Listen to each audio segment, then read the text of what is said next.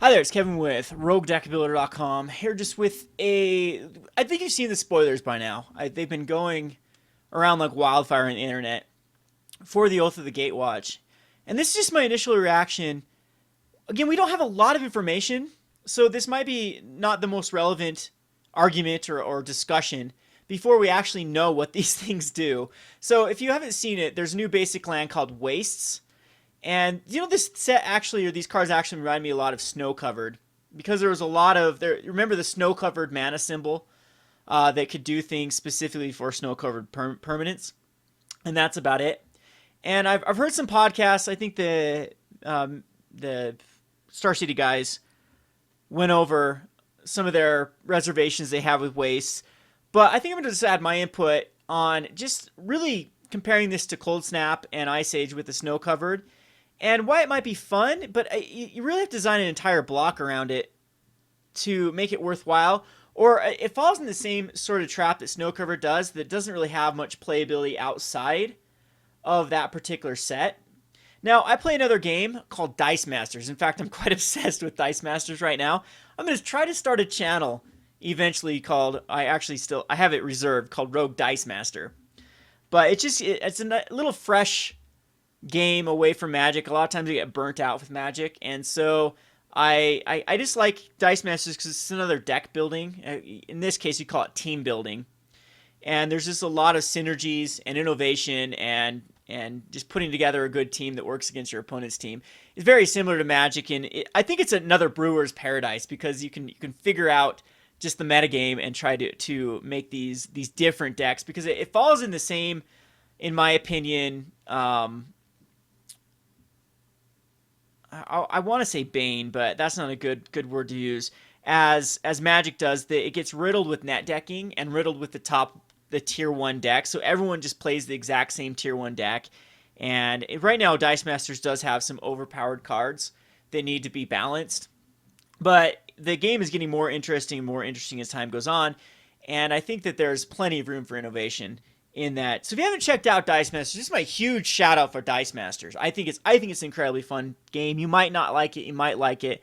If you do like it, let me know if you'd like to see content. There's not a lot of content or information out there for Dice Masters. And again, it's just, I like Magic more. I will probably always be Magic being my premier collectible card game until, for whatever reason, there's a better product. But Dice Masters, I think, is a fresh game, and it breaks up the monotony of Magic for me. So anywho, why I'm referring to Dice Masters is right now, Dice Masters, it's not its latest set, but one of its more recent sets was called War of Light, which used a lot of what they call lantern symbols. And it was a really, really fun. I really like War of Light. It's my favorite set that's been designed by Dice Masters because everything interacts with these lantern colors.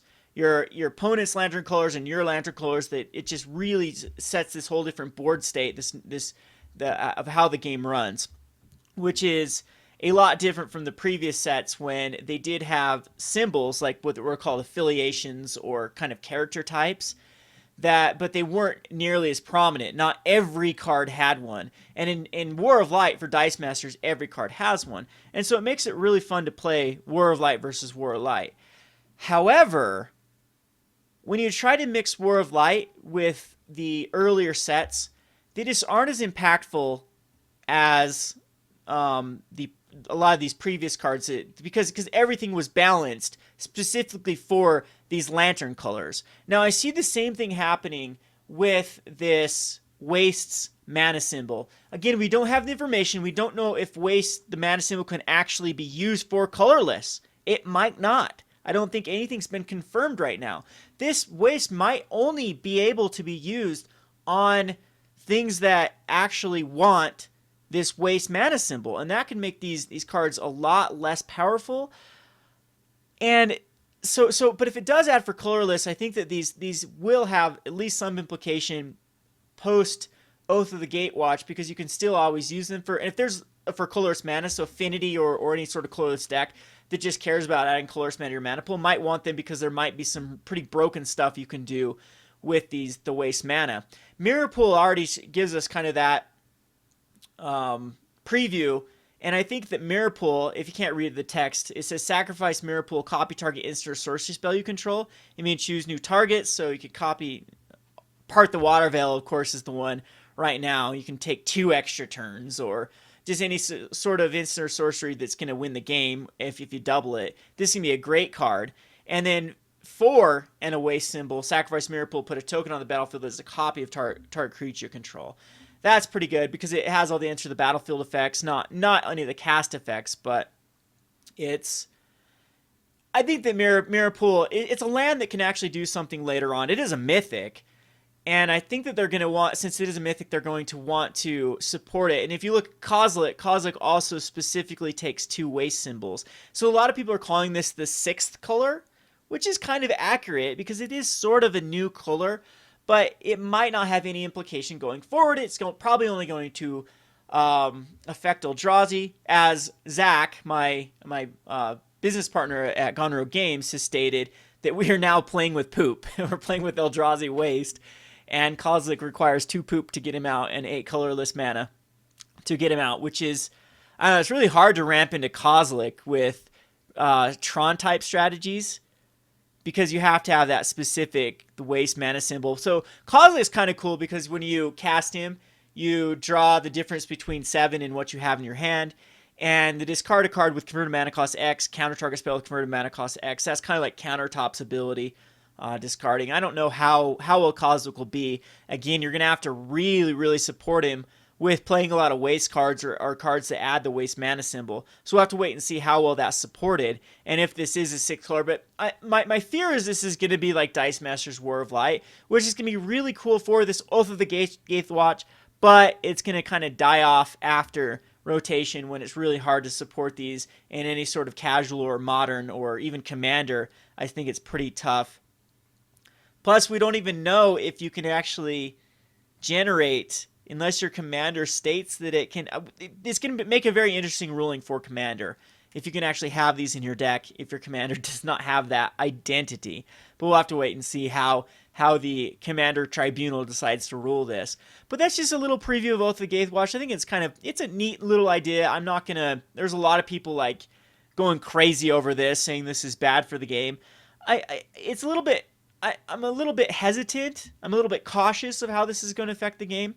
But blocks are blocks, and if this is only cool for 1 block, that's fine. I mean, Snow Covered has, besides Skred and Scrying Sheets, there aren't a lot of things that actually use the Snow Covered mana, and it was okay. I never played during the Cold Snap block, so I don't know how well the Snow Covered kind of identity. But we've seen other blocks that have very specific things that only work within that block, and they're fun for the time being. And then post rotation, they just go back into obscurity, or people try to break them every now and again in these casual decks or more rogue based decks in modern. But I thought I'd just give my 2 cents for it. I don't think that this is anything to really be up in arms about. I think that we should wait to see a few more cards to see how this plays out.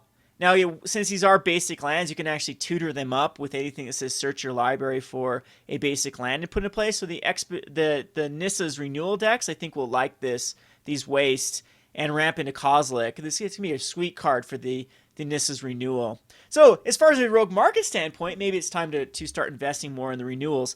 They're not going anywhere when rotation comes because they're out of Origins. A lot of that deck isn't going anywhere. You don't get too much from Khans of Tarkir or Fate Reforged in the Eldrazi ramp strategy, and Kozilek's just another great card that can go in it. You lose Ugin. I guess that's huge. You do lose Ugin, but picking up Kozilek might just keep the deck viable. And being able to tutor up the basic land waste is going to be a viable option. Anyway, this has been Kevin with RogueDeckBuilder.com. I apologize for not having a lot of content recently. It's been very, very busy at the height of swim season. We've been having a lot of meets and a lot of training and some fundraisers and some other things that had to be taken care of, and it's just taken all of my time. I'll try to be back to producing regular content and hitting Twitch and doing all the other video series. Thanks for watching.